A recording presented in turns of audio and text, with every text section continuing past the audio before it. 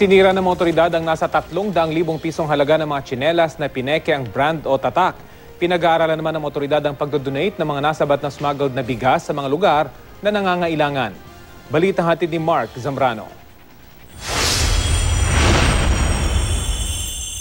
Sa unang tingin, hindi aakalaing peke ang mga tsinelas na ito na nasamsam ng Intellectual Property Office of the Philippines at Bureau of Customs. Ang mga tsinelas na individually wrapped at may tatak na imported brands, nagkakahalaga ng 300,000 pesos. Sinira ang mga ito sa pamamagitan ng shredder sa loob ng warehouse sa Cabuyao, Laguna.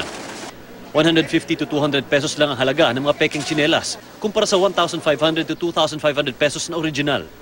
Mga materials ito could be made of toxic materials. Kasi counterfeit nga ito kaya nga siya mura, di ba? Kasi hindi natin alam ang quality niya. Pwedeng substandard. Merong kasama dito sa buong i-destroy, not now, but subsequently, would be food seasonings. Food seasonings and electronic items. Alam naman natin, pwedeng magsimula na sunog. Nasa kabuuang 9.3 billion na ang nasabat ng BOC sa loob ng 2 taon mula sa peking mga damit, electronics at pagkain.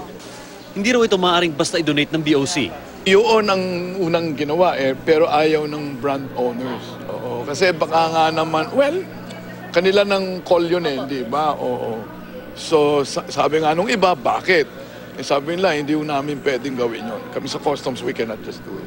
Samantala, pinag-aaralan na ang posibleng pag-donate ng mga nasabat nilang bigas sa mga lugar na nangangailangan. Kung may seizure tayo at bago i-auction, di ba? Yun po pwede namang mag-decide tayo na i-donate na lamang doon sa mga nangangailangan bago i-auction. Yon ay i-recommend natin. Ang kailangan lang doon permiso ng Secretary of Finance. Mark Zambrano, GMA News.